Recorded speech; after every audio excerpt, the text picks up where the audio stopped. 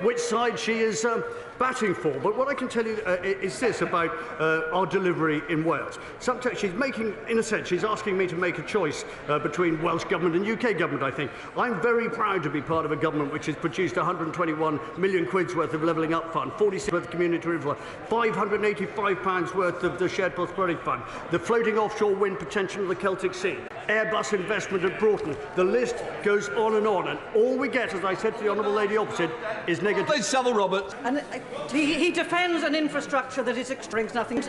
His question, Mr. Community Renewal Fund, the Shared Prosperity Fund, investment across every jobs, and I dearly wish she would come and join us in the endeavour to improve the life of people in Wales, rather than using some rather cheap political opportunities to do the opposite. Craig Williams. Number 3, Mr. Speaker. Minister. Mr. Speaker, the UK Government will continue to work closely with the devolved administrations to ensure that everyone across the UK gets the health care that they need. There is a memorandum of understanding with the Welsh NHS which has been essential in resolving a number of long-standing issues over patients' rights across the border. Craig Williams. Can I thank the Minister for that answer? I'm delighted my honourable friend from Shrewsbury is to the left of me. We've been working hard in trying to get the Welsh Government and the Department for Health together to talk about ambulance times. My constituents are suffering because if they get into a Welsh ambulance, or indeed an English ambulance, they still go to the same District General Hospital in Shrewsbury. Will the Minister pull together the two governments to talk about ambulance waiting times in Shrewsbury? Well, Mr. Speaker, I'd certainly be happy to write to the DHSC. I'm afraid I'm not responsible for the Welsh Government, but I'd be very pleased to see the Welsh Government working harder to ensure that patients in his constituency get access to the health care they need. For 21 years, the NHS in Wales has been run by the Labour Party, and 1 in 4 people are now waiting more than 12 months for treatment. And that, Mr. Speaker, is an absolute disgrace, which members opposite are responsible for. Alison McGovern. Diolch, Mr. Speaker. It is a bit farcical to be asking questions of ministers. We have no idea if they will still be at the dispatch box by the end of the day. However, I'll give it a go, Mr. Speaker. Those in Wrexham need to get easily to Clatterbridge Cancer Centre in my constituency for specialist cancer care. And at the moment, Mr. Speaker, it is too hard because of the quality of public service. So can the Minister, before he leaves, or maybe he's going to stay, just give my constituents and those in North Wales an update on progress on the Wrexham-Bidston railway line? Well, Mr. Speaker, the Wrexham-Bidston line is one of a number of lines that are being looked at the moment, including the South Wales Relief Line and the North Wales Coastline. But the reality is that constituents in Wales are absolutely fed up with having to wait more than 12 months for treatment, and the reason for that is 21 years of Labour government running the NHS in Wales. Their record, Mr. Speaker, is an absolute disgrace. Teresa Villiers. question number 6, Mr. Speaker, sir. Minister. Mr. Speaker, with permission, I will answer questions 6 and 8 together. My ministerial colleagues and I fully accept that there is a cost of living challenge. But of course, this country has faced some exceptional challenges over the last few years, including a global pandemic and a European land war. And we have responded vigorously by providing £37 billion to help households across the UK through these challenges. Teresa Villiers. Will he agree that the best way to help people in Wales with the cost of living is to deliver our long-term plan to grow the economy, increase productivity and reduce people's taxes? Agree completely with the question, and of course, households across the whole of the United Kingdom will be receiving a cost of living support payment worth £650 this month. By contrast, the Welsh Labour government is wanting to spend £100 million increasing the number of Welsh Senedd members in Wales. Some people, Mr. Speaker, believe in levelling up, but I'm afraid the members of the party opposite believe in leaving people behind and spending more money on further politicians. Philip Oliver. Across the UK, 8 million low-income households will be getting £1,200 in financial support to help with rising electricity and gas bills. Wouldn't the £100 million being spent by the Welsh Government on extra politicians in Cardiff be better directed at helping those families? Yes, Mr. Speaker, you won't be surprised that I agree fully with what my right honourable friend has said. And not only will households be receiving an extra £1,200, but next week 8 million households will be on means-tested benefits will get an extra £326 in their bank accounts. In September, 6 million people on disability benefits will receive a payment of £150.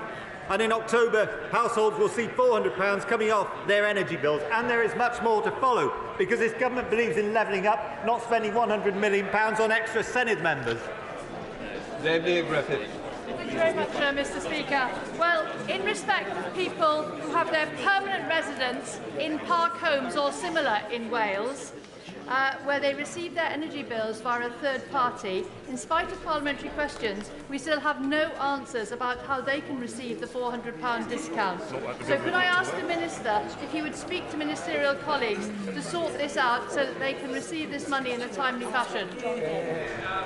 Well, Mr. Speaker, the honourable lady hasn't actually contacted me about this previously, but I think it's a reasonable issue to raise, and I'd be happy to see any correspondence from her on this particular issue. Anna McMorran. Unsurprisingly, this UK government has repeatedly broken its promises to fund Wales to what it promised, to the tune of nearly £800 million. And then they're blatantly trying to undermine devolution at every opportunity. So can the Secretary of State tell me how this is serving the Welsh people at a time when they are struggling through the cost of living crisis? And while he's at it, tell us why he is still propping up this broken government that promotes an abuser and then lies about it. Mr. Speaker, this statement is completely incorrect. Prior to Brexit, Wales received around £343 million a year in structural funds, and £337 million a year was spent on agriculture. And post-Brexit, the sums will be exactly the same. And the question I would like to ask is why are members opposite still supporting a government in Wales which has left us with lower education standards, lower standards in healthcare, more taxes on businesses, such as a tourism tax and a tax on wine producers? Why is it, Mr. Speaker, that they are wanting to now spend £100 million worth of taxpayers' money on extra politicians? These are the questions that the people of Wales would like to know the answers to. Shadow Minister Gerald Jones. Thank you, Mr. Speaker. The Conservatives' cost of living crisis is hitting Wales hard. The soaring cost of energy, fuel and food have been compounded by crippling increases in tax and national insurance. The meagre 5p cut to the fuel duty has proved wholly inadequate, and energy costs are due to rise even further this autumn. It's clear that this government has not only run out of ideas, but they're running out of ministers too. So will the Secretary of State commit to speaking to whoever holds the post of Chancellor this afternoon to take immediate further action to tackle this cost of living crisis? Well, Mr. Speaker, we've already acknowledged that there is a cost of living crisis that has been caused partly as a result of having to spend £400 billion to get us through the COVID pandemic and as a result of a European land war. But of course, we are doing everything we can to support people through these difficult times. That's why we're spending £37 billion on support for hard-hit households, why we've introduced a new 25% energy profits levy on oil and gas companies, which will raise around £5 billion of revenue, which will also go to relieving the burden on families. Sally Ann Hart. Please, Mr. Speaker. Tuesday. Thank you, Mr. Speaker. I have regular discussions with ministerial colleagues on how Wales's £585 million share of the UK SPF will level up communities across Wales. With local authorities, business, third sector, civil society fully engaged, UK SPF will mean quicker delivery, better targeting, closer alignment with local providers than previous EU funding. Leanne Hart. Thank you, Mr. Speaker. The UK Shared Prosperity Fund priorities are to empower local communities, businesses and people with the funding for delivery going directly to local authorities in Wales. Can my right honourable friend outline the steps he is taking to work directly with local communities in Wales to ensure delivery of local priorities and the benefits that this will bring to the people, communities and businesses in Wales? Thank you, Mr. Speaker. The Honourable Lady, my honourable friend, makes a very good point about devolution, and of course it frustrates members opposite, because what we're doing as far as the funds are concerned is taking devolution to its literal limits. We are going to 22 local authorities, stakeholders across Wales, and I find it absolutely perplexing that for some reason Welsh Government thinks devolution stops in Cardiff, and they simply do not trust 22 democratically local authorities spread across the whole of Wales to make sensible decisions on behalf of their constituents. Wayne David. Mr. Speaker, because there'll be a timescale involved, there is a lot of concern amongst local authorities in Wales that monies allocated under the Shared Prosperity Fund will not be spent by them, and the money therefore will be clawed back by central government. Will he say that this will not happen? I've got the gist of the honourable gentleman's question. Of course, the Shared Prosperity Fund is an absolute cast-iron commitment. It has thousands of jobs at its disposal. We think it's got great potential across the whole of Wales, and we're very happy, of course, if he has individual examples of which concern him, to address them. Alan Cairns. Mr. Speaker, the Welsh Government wasted close to £5 billion of the former European aid in West Wales and the valleys. What reassurance can my right honourable friend give me that the UK Shared Prosperity Fund will reflect UK priorities, working with local authorities in Wales, in all of Wales, to ensure that places like the Vale of Glamorgan benefit, having been excluded by the former European scheme?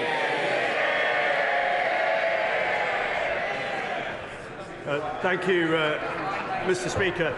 My right honourable friend puts his finger on exactly why the Levelling Up Fund and the UK Shared Prosperity Fund is so vital, because what it does is go straight to local communities. It allows them to make bids and decisions on behalf of their constituents and their residents and their ratepayers in a way that no other scheme has previously enabled them to do. That is why it is innovative, and that is why it will lead to sustainable jobs. Mr. Speaker, what type of shared prosperity is it for the UK Treasury to plunder capital investment programmes in Wales by refusing contractors to use red diesel instead of white diesel, further driving up construction inflation to the benefit of the UK Treasury and the detriment of Wales, Northern Ireland and Scotland? Mr. Speaker, I think it's a question which has really not got any sensible context to it, because the proposals which have been set out either by the Treasury or indeed through Levelling Up and Shared Prosperity Funds make it absolutely clear on how those funds will benefit all of communities in a way that they haven't before. And picking sort of specific examples of saying that this is somehow an anomaly overlooks, I think deliberately, all of the criteria which underpins the funding methods I've talked about. Chris Elmore. Benign, sir. Secretary of State. Thank you, Mr. Speaker. Yes, it says here, Welsh products and services are some of the best in the world, from Welsh steel used to build Crossrail to Airbus's cybersecurity expertise to Raytheon in Broughton upgrading intelligence surveillance capabilities of our aircraft. Chris Elmore. Mr. Speaker, Wales is being denied billions in consequential funding for HS2. So does he agree for Wales to see any benefits from the scheme, which of course needs around 3 million tonnes of steel and new high-speed trains? The DfT should look to procure Welsh steel and indeed buy trains from my honourable friend, the member for Newport East constituency, in CAF, to ensure that Wales finally benefits from the project, or is it simply the Tories will continue to fail the people of Wales? Well, John Gentleman actually raised a point which I have a lot to agree with. And I think if he looks at some of the projects we're talking, particularly around defence spending, £850 million worth of defence spending, the potential around floating offshore wind once the Crown Estate's leases are in play, the huge potential around nuclear development, he will see that actually domestic UK procurement of steel is actually right back on the agenda, and that will result in every steelmaker in Wales benefiting. Simon Baines. Number 10, please, Mr. Speaker. UK government is Wales tourism's biggest fan, and the fact we have stepped up with financial help during the pandemic and saved thousands of jobs is a testament to that. Simon Baines. Thank you, Mr. Speaker. Tourism is of crucial importance to Clwyd South, which attracts visitors from all across the world for events like the Llangollen International Musical Eisteddfod, which is taking place this week. Would my right honourable friend join with me in condemning the Welsh Labour government's plans to introduce a tourism tax, which will do great damage to the tourism industry across the whole of Wales? Well, Mr. Speaker, I think I can do even better than my honourable friend requests me to do by simply quoting the words of the Chief Exec of UK Hospitality, Kate Nichols, when she says, "The tourism tax is ill thought through and proposed without any impact assessment. Welsh Government does not know why it is needed, what its effect will be on visitors and what damage it will do to businesses and jobs in a sector making up a quarter of the Welsh economy. It is unnecessary unhelpful and ill-considered. So if the House doesn't believe it from me, Mr. Speaker, they should believe it from the experts in this particular field.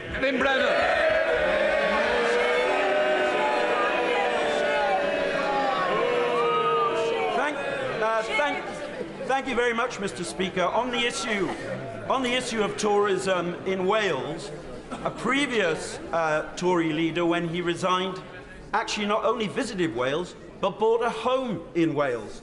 Can I suggest that one way that the Secretary of State for Wales could help tourism in Wales is by encouraging the current Tory leader to follow suit, resign, and perhaps buy a home, maybe not in Wales, perhaps somewhere else. Thank you, Mr. Speaker. Perhaps I could encourage the honourable gentleman to persuade his colleagues in Cardiff, the First Minister, to drop his ridiculous plans for a tourism tax, to drop his ridiculous plans for various other means of punishing successful businesses in Wales. And if he did that, actually, perhaps we could create some lasting jobs in Wales rather than simply listening to his political protestations. Before we come to Prime Minister's questions, I would like to point out that the British Sign Language interpretation of proceedings is available to watch on Parliament Live TV. We now start with questions to Prime Minister. Ben Everett. One, please, sir. Prime Minister. Thank you, Mr. Speaker. Today is a big day as we implement the biggest tax cut. For a decade, increasing national insurance thresholds to make tax lower and the tax burden easier. These changes will benefit 30 million people across the UK. And I'm pleased to say that two of those people are seated here in the public gallery today.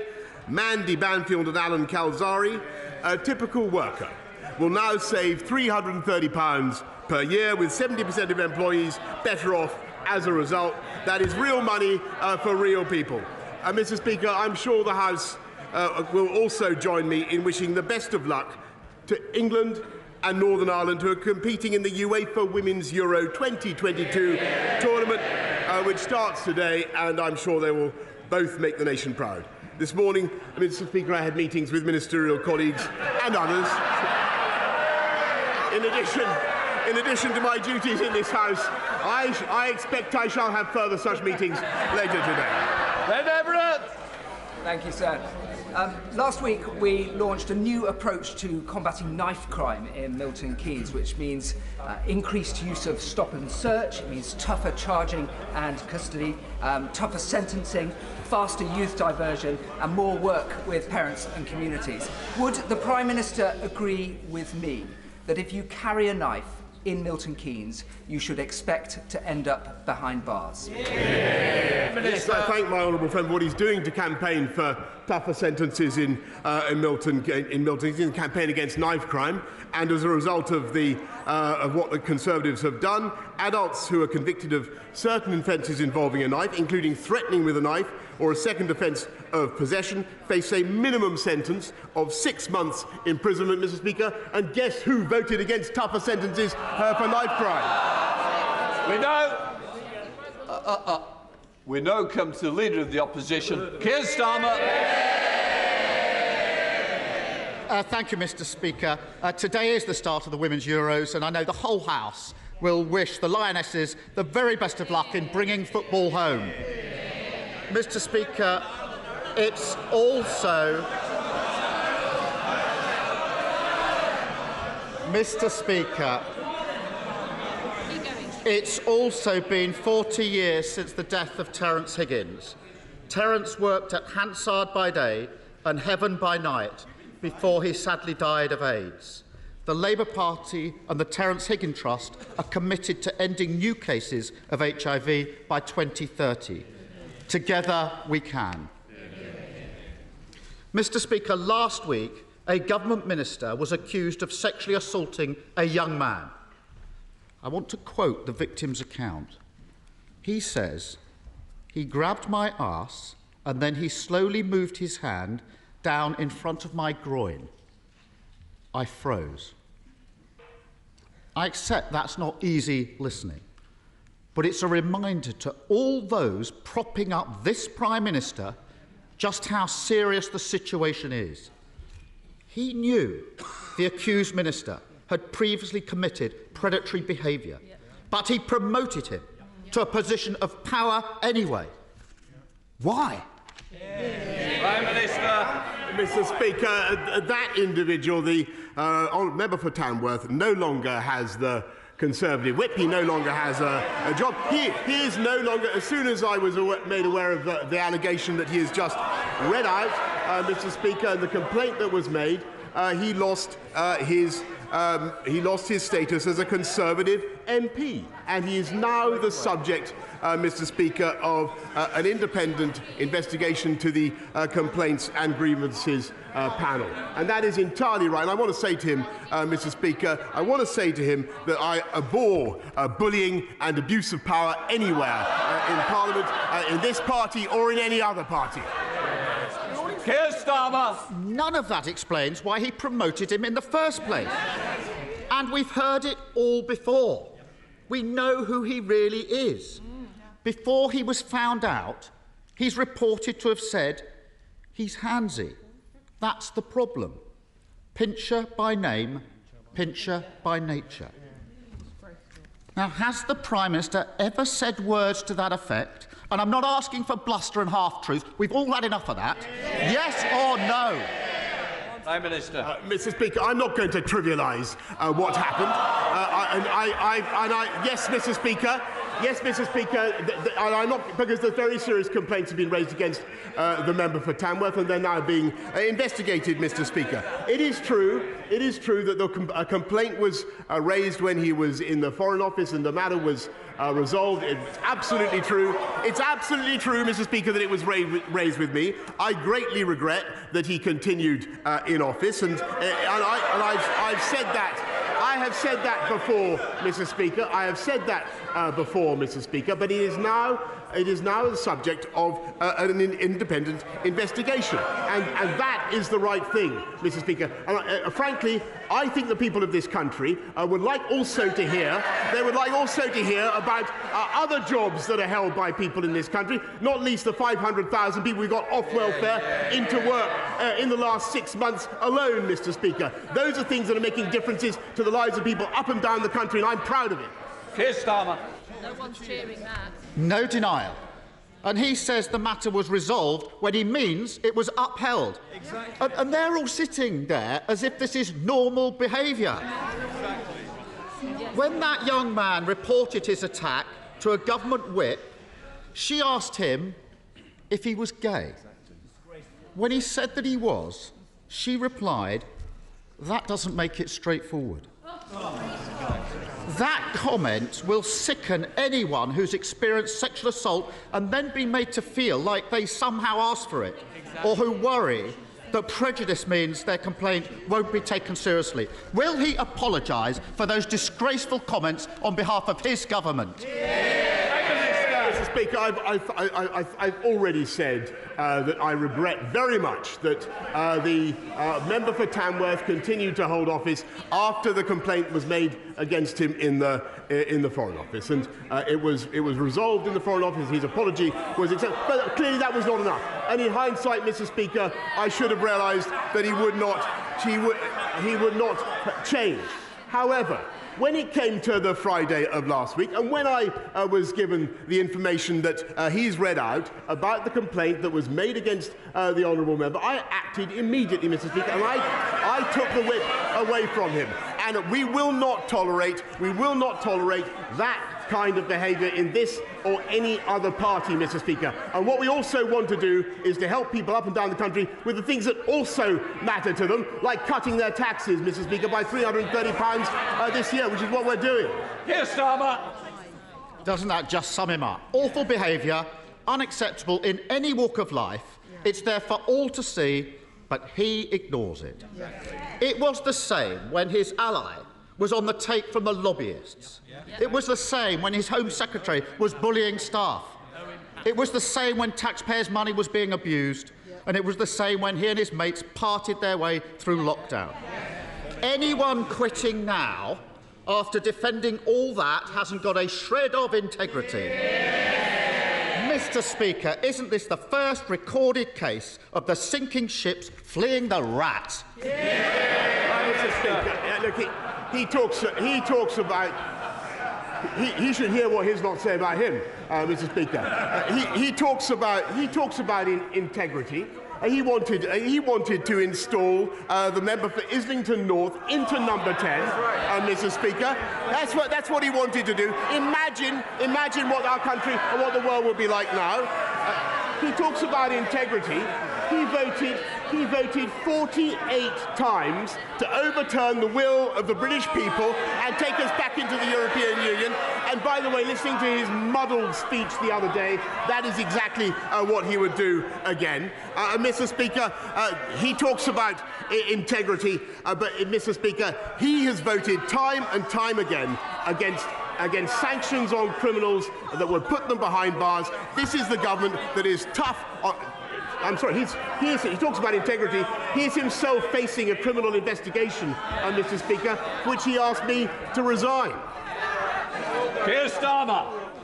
What a pathetic spectacle. The dying act of his political career is to parrot that nonsense. Yep. And as for those who are left, only in office because no one else is prepared to debase themselves any longer, the charge of the lightweight brigade. Some self-respect. Mr. Speaker, for a week, he's had them defending his decision to promote a sexual predator. Every day, the lines he's forced them to take have been untrue. First, that he was unaware of any allegation. Untrue. Then, he was unaware of any specific allegation. Untrue. Then he was unaware of any serious specific allegation. And now he wants them to go out and say that he simply forgot that his whip was a sexual predator. Anyone with anything about them would be long gone from his front bench. In the middle of a crisis, doesn't the country deserve better than a Z-list cast of nodding dogs? Well, Mr. Speaker, it's exactly when times are tough and when the country faces pressures on the economy and pressures on their budgets, Mr. Speaker, and when we have the biggest war in Europe for 80 years, Mr. Speaker, that is exactly the moment that you'd expect a government to continue with its work, not to walk away, Mr. Speaker, and to get on with our job and to focus on the things that matter to the people of this country. And so we're not only cutting taxes today, Mr. Speaker, we're putting £1,200 into every one of the 8 million most vulnerable households in the country, Mr. Speaker, thanks to the strength of our economy and thanks to the decisions that we took, Mr. Speaker, which he opposed at the time. Keir Starmer. The only thing he's delivering is chaos. I started this session with a quote from the young victim in all this, how he froze when he was attacked. When I was prosecuting rapists, I heard that from victims all the time. Victims said they froze because it's not about sex, it's about power. And the power the disgraced government minister had was handed to him by that Prime Minister. And he's only in power because he's been propped up for months by a corrupted party defending the indefensible. So it's no longer a case about swapping the person at the top. Isn't it clear? The only way the country can get the fresh start it deserves is by getting rid of the lot of them.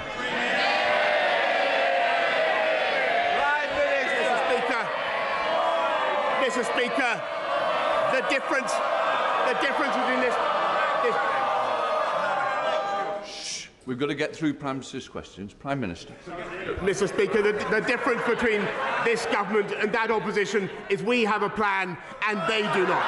We're getting on. They want to focus on this type of issue, Mr. Speaker. We're going to get on with our jobs. We're going to control prices, Mr. Speaker, by not giving in to the union barons. They're paid by the union barons, and they're proud of it. We were the first European country to arm the Ukrainians, Mr. Speaker. I'm proud of that. And those guys, Mr. Speaker, the party opposite, not only do they want to put Mr. Corbyn into number 10, the member for Islington North, but 8 of them, including the Shadow Foreign Secretary, the Shadow Deputy Leader, and 6 others, voted to get rid of our independent nuclear deterrent, Mr. Speaker. Today we are cutting taxes, we're helping 500,000 people into work, and thanks to the strength of our economy, we're helping people up and down the country, and we are going to continue to deliver on the mandate I was given. Johnny Mercer. Thank you very much, Mr. Speaker. On Monday night, the Northern Ireland Legacy Bill reached its 3rd reading, and so with it the beginning of the end of the journey, a long journey to make sure the service and sacrifice of those who served in Iraq, Afghanistan and now Northern Ireland is not rewritten by those who seek only to line their own pockets. But would the Prime Minister agree with me that never again can we allow such a gulf to open up between this place and those who serve? Never again must they be made to feel like we are not on their side. And will he redouble his commitment to make sure this is the best country in the world, to serve in the military and be a veteran all their families? Thanks, my honourable friend, very much. I thank you for all the work that he's done for veterans and continues to do. This bill will give veterans the certainty they deserve, and we're fulfilling the manifesto pledge to end the cycle of investigations, but also at the same time making sure that families can get the answers they need about what happened to their loved ones. We now come to the Leader of the SNP, Ian Blackford. Thank you, Mr. Speaker. And can I give every best wish to the England and Northern Ireland ladies football team as they approach the Euro Championships. There's nothing better than seeing your teams in these finals. Can we also commemorate the passing 40 years ago of Terence Higgins and all those that have died from AIDS and sin? And I'm sure, Mr. Speaker, the whole House will want to join with me in passing condolences to the family of friends of the Scottish football goalkeeping legend Andy Gorham, who sadly passed far too early last weekend. He will long live in the memory of the best goalkeeper that many of us have seen. Mr. Speaker, it's easy to forget that only 10 days ago the Prime Minister was dreaming of a 3rd term. Mr. Speaker, you know, it's often said that a week is a long time in politics, but it turns out that 10 days is truly a lifetime. Because, let's face it, it's a minor miracle that the Prime Minister has even made it through to Prime Minister's questions, and he really ought to see the faces behind him, because, Prime Minister, it really is over. The Prime Minister is desperately clinging on to his own fantasy, but the public can't afford to put up with this farce of a government a minute longer. Today, we should be talking about the Tory cost of living crisis, soaring inflation and the growing cost of Brexit. But instead, it's always about him. How many more ministers need to quit before he finally picks up his pen and writes his own resignation letter? Perhaps that's what he's doing now. Actually, Mr. Speaker, I was just jotting down some notes on his question, which I thought was excellent when he was talking about the economy, because that is the issue that the country faces, and that is where this government is introducing, I think, the most important solution: helping families up and down the country with £1,200 going into their bank accounts right now, cutting taxes for 30 million people, £330 tax cut, and helping 500,000 people into work through the Way to Work scheme. That is a fantastic thing to be getting on and doing. That is the priority of this government, and that's what I'm going to focus on. I'm glad he likes it. Ian Blackford. My goodness, nothing to see. We should all move on if we live in the world of the Prime Minister. You know, a few weeks ago I compared the Prime Minister to Monty Python's Black Knight. Actually, turns out I was wrong. He's actually the dead parrot. Whether he knows it or not, he's now an ex-Prime Minister. But he will leave behind 2 deeply damaging legacies. I hope the dishonesty of his leadership follows him out of the Downing Street door. But the other legacy is that of Brexit. And that will stay, because I'm sad to say that the Labour Party now fully supports Brexit. Mr. Speaker, Scotland wants a different future, not just a different Prime Minister. So if the Prime Minister won't resign, will he call a general election and allow Scotland the choice of an independent future, free from the control of Westminster? Prime Minister. Mr. Speaker, I noticed that his remark that the Labour Party have given up on returning to the European Union was not greeted with rapture by the benches opposite, and that's because it's not true. They want to go back in just as he does. I think that is a terrible mistake. It would be anti-democratic, Mr. Speaker. And as for the referendum that he wants, well, we had one of them, as I've told him before, in 2014. Come on. Thank you, Mr. Speaker. Does the Prime Minister think there are any circumstances in which he should resign?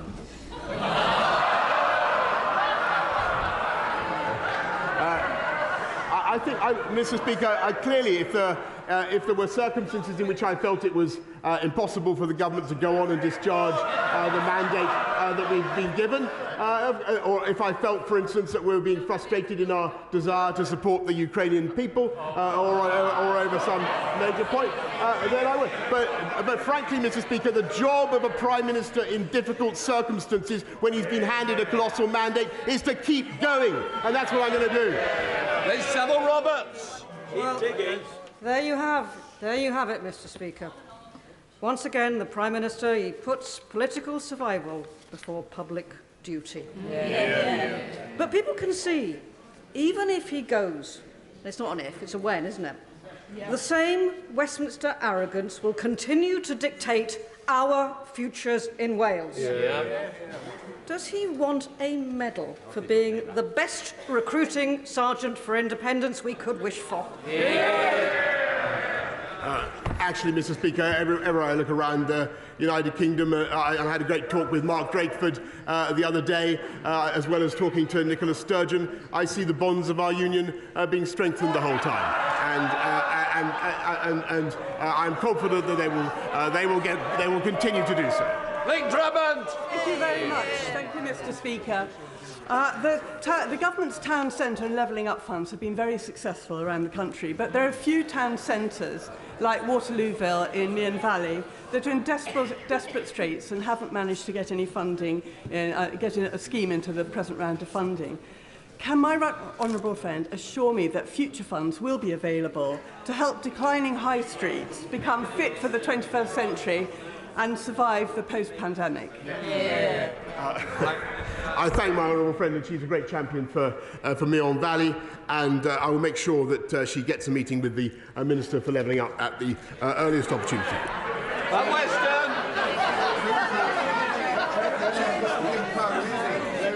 Thank you, Mr. Speaker. The public clearly thinks that this government has lost the plot over the cost of living crisis. The Prime Minister may be aware that the average salary for a nurse is £36,000. For a primary teacher, it is £38,000. They, and indeed working people everywhere, are struggling to pay their rents and their mortgages.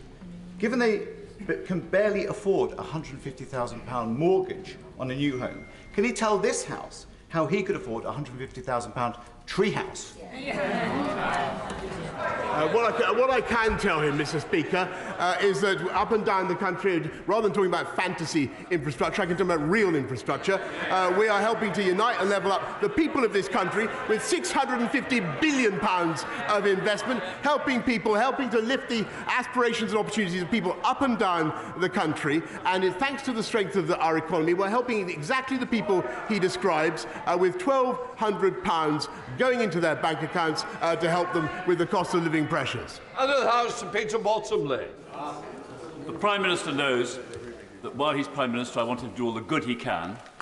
While he's Prime Minister's Green and Present Land, can I refer him to EDM 1082 about the Goring Gap, the Chatsmore Farm, or to the Department of Levelling Up, the land above Goring Station, the farm in Worthing, which was fully protected and will be fully protected when another inspector says that Worthing Council protecting it will happen. Can I ask him to tell the government to withdraw their objection to Worthing Council's appeal against the absurd decision by a planning inspector to allow 482 homes to go on this green lung between Goring and Ferry? I thank the Right Honourable Gentleman very much, and he campaigns on this issue for some time. I will make sure that he gets a meeting with the relevant minister to discuss the development in Goring by sea. Ian Lavery. Thank you, Mr. Speaker. On the 21st of January, the government committed £100 million from the Automotive Transformation Fund to British Volt, a gigafactory in my constituency, Camas, Wansbeck. And as of today, Prime Minister, not a penny, not a single halfpenny is being received by the company. And it jeopardises up to 8,000 much-needed jobs.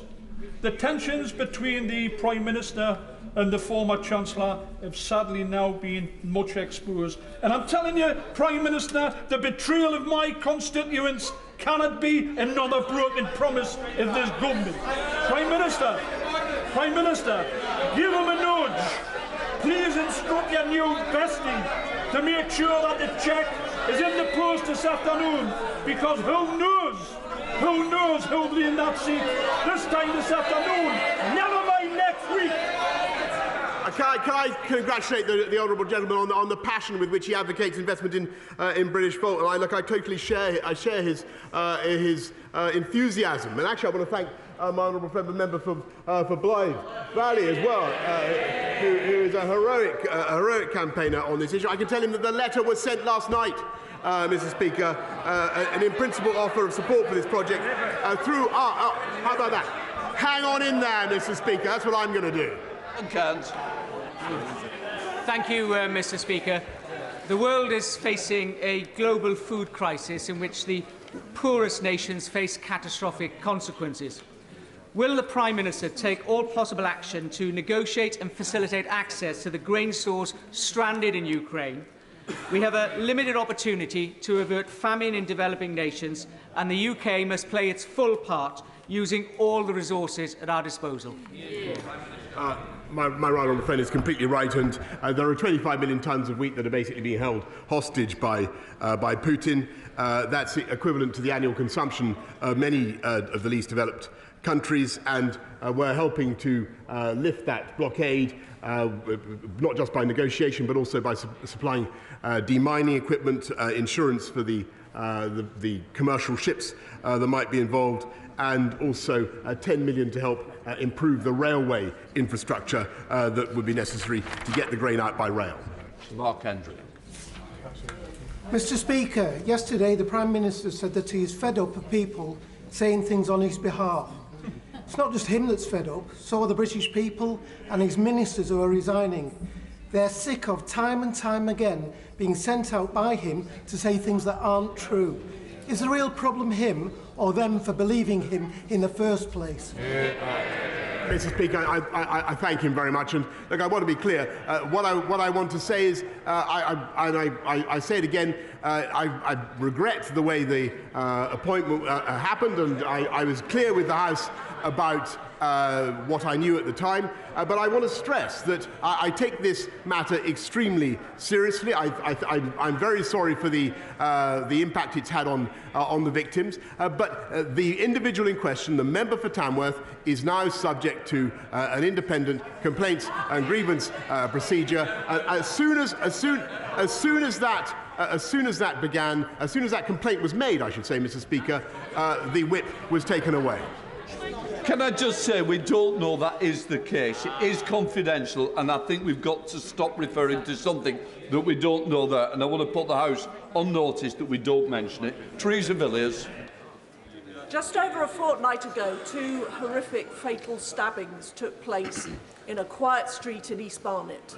With the Metropolitan Police now in special measures for the first time in its history, will the Prime Minister urge the Mayor of London to start living up to his responsibilities as Commissioner? The Mayor needs to get a grip on crime, he needs to give Barnet its fair share of new officers, and he needs to abandon his plans to sell Barnet police stations. Well, I do notice, Mr. Speaker, that crime has spiked since the previous Mayor of London, and it is the Labour Party that voted against stop and search, Mr. Speaker, that voted against increased funding for the police. And I think, as for the Labour Mayor, he'd do better to get out of California and take control of crime in his city. And this will alter. Thank you, Mr. Speaker.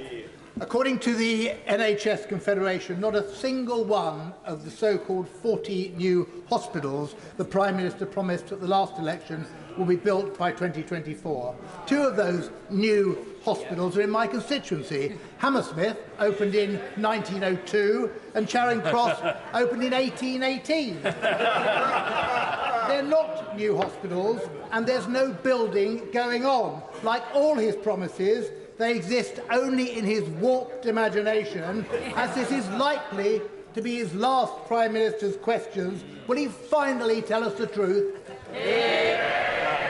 Well, actually, Mr. Speaker, if he looks at what we promised and what we delivered, we said we'd get 20,000 police out on the streets. We've actually got 13,500 more already. We said we'd do 50,000 more nurses. We're already on track. And he's quite wrong about the pledge on hospitals. We're going to deliver them by 2030, Mr. Speaker. That was always clear. And the only reason we can do that is because we're putting the funding into our NHS, which he and his party opposed. Mr. Speaker. Yesterday, in an attempt to boost morale in the tea room, the Prime Minister said at a table, but there were 7 people, MPs in the Carlton Club last week, and one of them should have tried to intervene to stop Chris from drinking so much. As if that wasn't insulting enough to the people who did try and intervene that night, and then also to the victims that drink was the problem. Isn't it the example, Mr. Speaker, but it's the Prime Minister constantly tries to deflect from the issue, always tries to blame other people for mistakes, and that at least nothing left for him to do other than to take responsibility and resign. Order. Can I just say, you ought to be embarrassed by clapping. This is not a debate. Mr. Esterson, it's not debating society. This is... This is Prime Minister's questions. I want to get through the questions as other people want to catch my eye, and the way to do it is not by clapping. Prime Minister. Mr. Speaker, there's a very simple reason why they want me out, and that is because they know, Mr. Speaker, that otherwise we are going to get on and deliver our mandate and win another general election, and that is the reality, Mr. Speaker. Neera Wilson. Thank you very much, Mr. Speaker.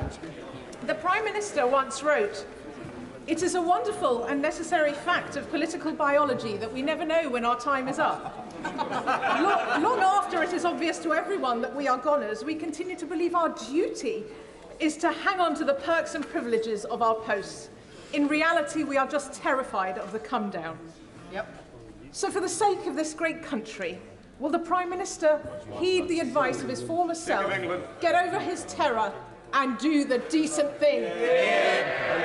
Mr. Speaker, with great respect, I refer the honourable lady to the answer I have just given. When things are tough, of course people turn their fire on the leader of the country, but it is my job to get on and deliver our manifesto, which we are, and to deliver on the mandate on which I was elected, and to get this country through tough times, just as we got it through COVID. And that is what I'm going to do.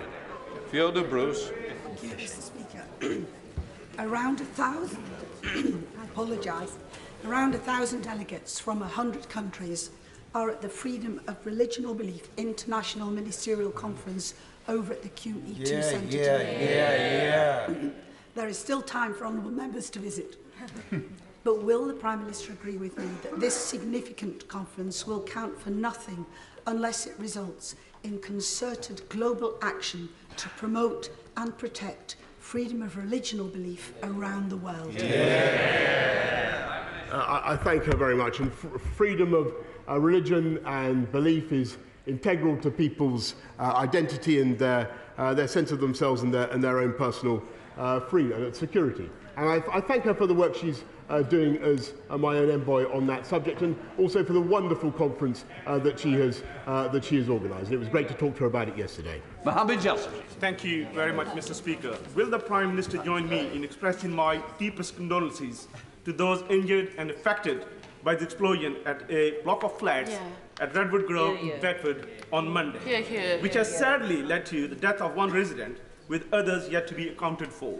This is a timely reminder of the dangerous work undertaken by the fire service. So will the Prime Minister join me in praising the emergency services who were at the scene, and also reconsider his 2% pay offer when firefighters have endured a real terms pay cuts of 12% over the last decade?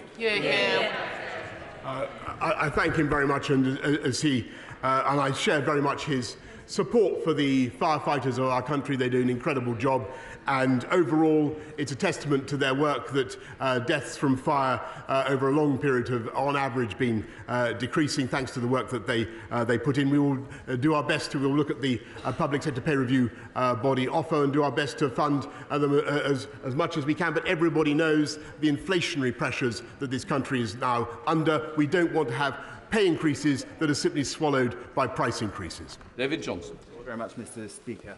The North Morton in my constituency was dubbed Britain's kindest village because this 160, wait for it, because this 160 home village committed to take 50 Ukrainian refugees. And it has them all with them now. In the gallery today, there is a group of those hosts and some of the Ukrainians that they are hosting, including 2 young people who hope to go into Ukrainian politics in the future. Will my right honourable friend join me in welcoming them to this place and in thanking North Morton for their efforts? I thank him very much for what he's doing to host young Ukrainians. Thank everybody actually in this House who's looking after Ukrainians. I think a lot of people are doing that. And can I say, I believe it's the wish of this entire House that those young people should grow up to live in a free, independent, democratic and sovereign Ukraine. Peter Dowd. Thank you, Mr. Speaker. Given that the Prime Minister doesn't like walkouts and strikes, what legislation will he be introducing to stop further walkouts and strikes amongst his cabinet colleagues and junior ministers?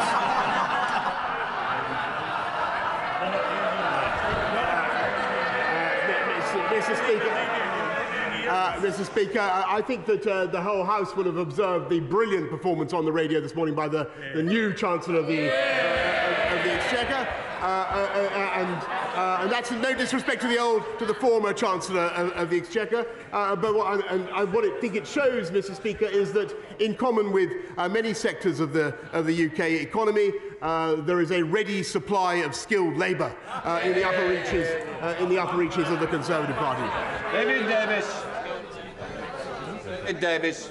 Thank you, Mr. Speaker. I'd like to draw the Prime Minister's attention to the words he used in response to my right honourable friend, the member for Worthing, when he asked the question earlier. 6 months ago, I called on the Prime Minister to resign because even then it was clear that his approach to leadership and integrity was already creating a pipeline of problems that will paralyse proper government. Today, I ask him to do the honourable thing, to put the interests of the nation before his own interests, and before, in his own words, it does become impossible for government to do its job. Prime Minister. I thank him very much for the point that he's made again. I've just got to respect. I just couldn't disagree with him more. Look at what the government is doing today. Cutting taxes for 30 million people. We've just completed a programme to get 500,000 people off welfare into work, Mr. Speaker. And thanks to the strength of our economy, thanks to the position that we're now in, which was because of decisions that we took that they opposed, and it's to never forget. We are able to give £1,200 to 8 million of the poorest and most vulnerable families in this country. That is the right thing to do. We're getting on with it, and we will continue with our active and energetic programme for the benefit of this country, uniting and levelling up and unleashing the prosperity of the entire nation. Final question, Clive Betts. The Local Government Association has told us that over 400 families who've come to this country from Ukraine under the family scheme have subsequently presented themselves as homeless to local authorities. Because the local authorities haven't got enough accommodation, those people are going to end up in temporary accommodation. There's a simple answer. Local authorities could be allowed to contact the many thousands of people who volunteered to provide homes under the Homes for Ukraine scheme. The problem is the government doesn't allow families to transfer from the family scheme to the home scheme. When will the Prime Minister act to ensure people who have come thousands of miles to this country aren't placed in temporary accommodation, but we take on the generosity of those families who are willing to offer them a home? I thank him very much for the very valuable point that he's raised, and we will make sure that families are able to cross over from one scheme to another, and to simplify and speed up the process. But I don't think that should take away, Mr. Speaker, from the generosity of this country in welcoming Ukrainians. 135,000 visas have so far been issued through our uncapped scheme, both the family scheme and the Homes for Ukraine scheme. It's changing the lives of those Ukrainians, and I think we should all be proud of what we are doing. We now come to the personal statement. I call Sajid Javid. Mr. Speaker, I'm grateful for your permission to make this statement.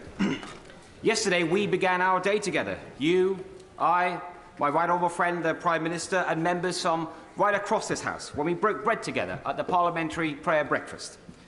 And we listened, all of us, to the words of Reverend Les Isaac, who spoke about the fact that responsibility that comes with leadership, the responsibility to serve the interests of others above your own, and to seek common ground of your party, your community, and above all, your country. Now, colleagues will be forgiven for my sense of déjà vu. Despite what it might seem, I am not one of life's quitters. I didn't quit when I was told that boys like me don't do maths. I didn't quit when old school bankers said I didn't have the right school ties. And I didn't quit when people in my community said that I should not marry the love of my life. I care deeply about public service and giving back to this country that has given me so much. That is why, when I got the call from my right honourable friend, the Prime Minister, just over a year ago, I didn't hesitate to serve again. It was a critical time for our country. Tough decisions needed to be made about when we were going to come out of lockdown, about supporting the National Health Service and the care sector under unprecedented strain. It has been an absolute privilege of my life to have been trusted with these responsibilities, and I can only hope that my best has been good enough. It has undoubtedly also been one of the toughest roles that I've had so far. The gravity of Home Office decisions, the scale of Treasury decisions, but nothing matters more than the health of your people, of the British people, especially and in the wake of a pandemic. Caring for people's health and well-being is truly a noble vocation. And so I would like to take this opportunity to pay tribute to all of those across the country working in health and care sectors, as well as those that I worked so closely with in my old department, DHSC, and in the NHS. There is so much that I planned for the long-term reform of our health and care systems, and it is a wrench to leave that important work behind. Now, when I last gave a personal statement from this seat, I spoke about the importance of institutions and conventions. Today, it is about the importance of integrity. And don't worry, there's not going to be a series of these. Institutions and integrity are both central pillars that underpin our great democracy. It doesn't matter what your political perspective is in this House. I believe that we are all motivated by the national interest, and that the public expects us all of us, to maintain honesty and to maintain integrity in whatever we do. This is not an abstract matter. We've seen in great democracies what happens when divisions are entrenched and not bridged. We cannot allow that to happen here. We must bring the country together as one nation. Effective governance inevitably requires loyalty and collective responsibility. Of course it does. And I'm instinctively a team player. And I have completely focused on governing effectively over the last year. But treading the tightrope between loyalty and integrity has become impossible in recent months. And, Mr. Speaker, I will never risk losing my integrity. I also believe a team is as good as its team captain, and that a captain is as good as his or her team. So loyalty must go both ways. The events of recent months have made it increasingly difficult to be in that team. It's not fair on ministerial colleagues to go out every morning defending lines that don't stand up and don't hold up. It's not fair on my parliamentary colleagues who bear the brunt of constituents' dismay in their inboxes and on their doorsteps in recent elections. And it's not fair on Conservative members and voters who rightly expect better standards from the party they supported. When the first stories of parties in Downing Street emerged late last year, I was personally assured at the most senior level by my right honourable friend's then team that, and I quote, there had been no parties in Downing Street and no rules were broken. So I gave the benefit of doubt. And I went on those media rounds to say that I'd had those assurances from the most senior level of the Prime Minister's team. Then we had more stories. We had the Sue Gray report, a new Downing Street team. I continued to give the benefit of the doubt. And now this week again, we have reason to question the truth and integrity of what we've all been told. And at some point, we have to conclude that enough is enough. I believe that point is now. I welcome the Prime Minister's public acknowledgement last night that matters could have been handled better in who he appointed and what was said about what he knew when. And I appreciated his kind and humble words and his humble spirit when I went to see him yesterday, and also the kind letter that he has sent to me. But I do fear that the reset button can only work so many times. There's only so many times you can turn that machine on and off before you realise that something is fundamentally wrong. Last month, I gave the benefit of doubt one last time.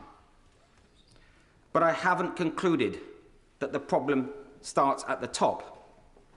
That is not going to change. I have concluded that the problem starts at the top, and I believe that is not going to change. And that means that it is for those of us in a position who have responsibility to make that change. I wish my Cabinet colleagues well, and I can see they have decided to remain in the Cabinet. They will have their own reasons. But it is a choice. I know just how difficult that choice is. But let's be clear, not doing something is an active decision. I am deeply concerned about how the next generation will see the Conservative Party on our current course. Our reputation, after 12 years in government, depends on regaining the public's trust. This is not just a personal matter. The philosophy and perception of Conservatives depends on it.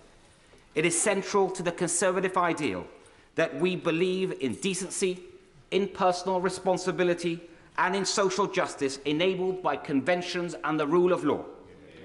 The Conservative mission to extend freedom and prosperity and opportunity is all at risk if we cannot uphold that ideal.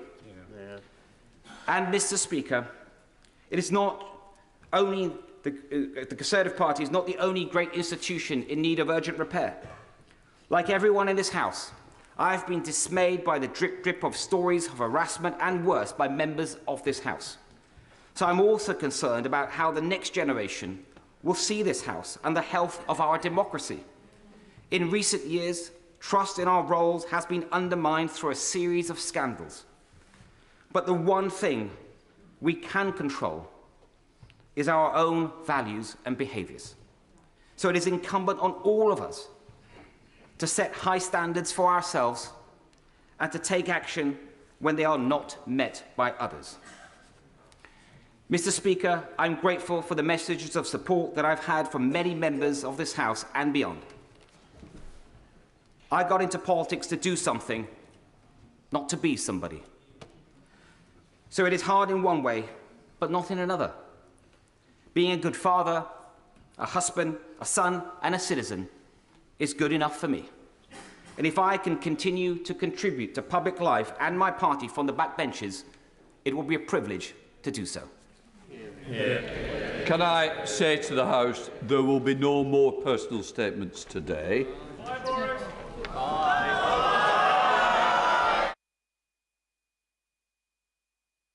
let the House leave in peace and quiet.